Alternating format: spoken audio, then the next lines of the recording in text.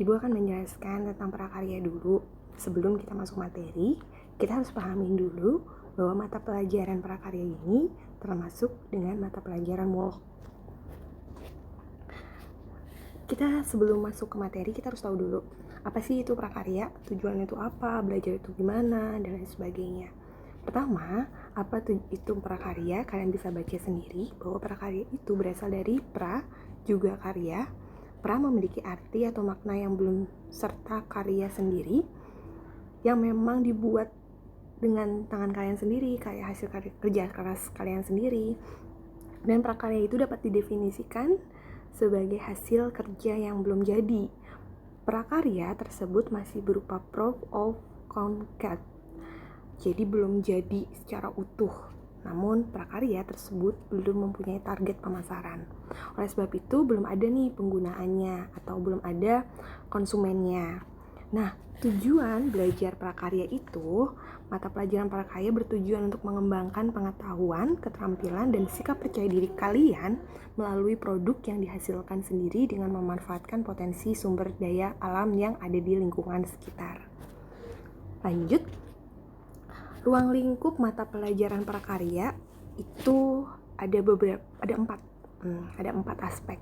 Yang pertama adalah kerajinan, rekayasa, budidaya, dan pengolahan. Di setiap semester itu empat aspek ini harus kita pelajari. Di mana dari keempat aspek ini kalian diharapkan mampu membuat produk yang memanfaatkan potensi di alam sekitar. Kerajinan, rekayasa, budidaya, dan pengolahan. Apa aja sih itu?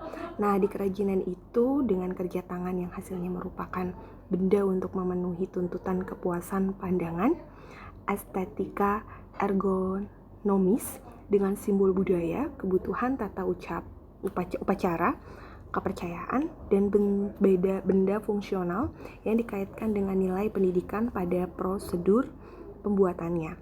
Lingkup ini dapat menggali dari potensi lokal dan seni terap desain kekinian. Kalau rekayasa itu terkait dengan beberapa kemampuan, bisa merancang, merekonstruksi, membuat benda produk yang bermanfaat dalam kehidupan sehari-hari dengan pendekatan pemecahan masalah.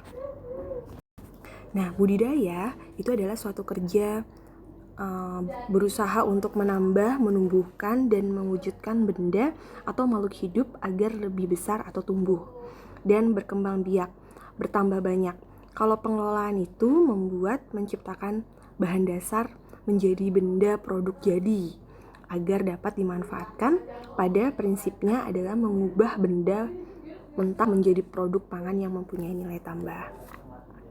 Nah, di tahun pembelajaran 2020-2021, di semester ganjil kita akan mempelajari 4 aspek tersebut. Yang pertama kerajinan. Kerajinan itu ada di bab 1 dan bab 2, kerajinan serat dan kerajinan tekstil.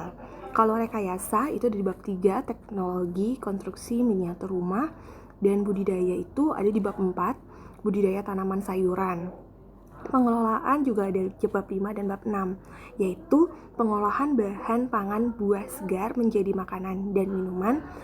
Dan bab 6 itu pengelolaan bahan pangan hasil samping buah menjadi produk pangan. Di semester genap itu ada juga 4 aspek yang memang harus kita selesaikan. Yang pertama adalah kerajinan bahan limbah lunak, itu di bab 1 di semester genap. Rekayasa teknologi konstruksi miniatur jembatan, dan di budidaya itu ada di budidaya tanaman obat. Dan yang terakhir, 4 aspek yang terakhir adalah pengelolaan. Pengelolaan itu memang pasti selalu ada 2 ya. Bab 4 itu pengolahan bahan pangan, sayuran menjadi bahan dan minuman sehat, dan yang terakhir adalah pengolahan bahan pangan hasil samping sayuran menjadi produk pangan. Nah, ini yang harus kalian tahu bahwa KKM Prakarya itu KKM-nya adalah 72. Kalian wajib harus di atas KKM. Dan bentuk penilaian dari saya itu ada 3. Dan itu bentuk penilaian itu gak cuma dari saya ya, tapi dari kurikulum 2013. Dari pengetahuan, keterampilan, dan juga sikap. Sikap religius dan sosial kalian akan dinilai juga, apakah baik ataukah tidak baik. Ingat, kalau tidak baik berarti KKM kamu bisa di bawah loh.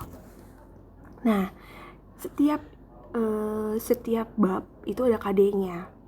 Ini yang harus kalian tahu, bahwa KD di semester ganjil dan genap itu pasti ada yang namanya KD pengetahuan dan KD keterampilan. Kalau KD pengetahuan itu kata kuncinya ada angka 3. Kalau KD keterampilan itu ada di kata kunci kata nomor 4. Jadi kalau misalkan KD kita 3.1, berarti di bab 1 itu harus ada 3.1, 3.2, 3.3, dan 3.4. Pokoknya nanti kita belajar deh. Yang pasti jangan lupa, setiap pembelajaran itu pasti ada KD-nya. Nah, mekanisme penilaian rekayasa atau mekanisme dalam penilaian prakarya itu ada beberapa. Bisa secara lisan, bisa secara tulisan tesnya, bisa uji kerja, produk, dan portofolio. Dan kalau untuk prakarya itu lebih banyak yang namanya prakteknya. Tapi kita praktek dengan bahan-bahan yang ada di sekitar lingkungan kita. Nah, untuk kalian semua harus tahu bahwa setiap pembelajaran prakarya itu harus disambungkan dengan kreativitas dari kalian semua. Kreativitas kalian semua ini diuji nih di dalam prakarya ini. Nah, tugasnya kalian, saya sih sebenarnya nggak mau ngasih tugas, cuma untuk awalnya kalian wajib baca dulu buku prakarya yang udah dikasih. Ya, yang pertama jelas kita akan mempelajari yang namanya kerajinan serat. Nah, pelajari, minggu depan akan saya tanya satu-satu. Apa sih kerajinan serat itu? Contohnya apa aja sih? Dan sebagainya. Intinya, kita semua pasti bisa menjalaninya.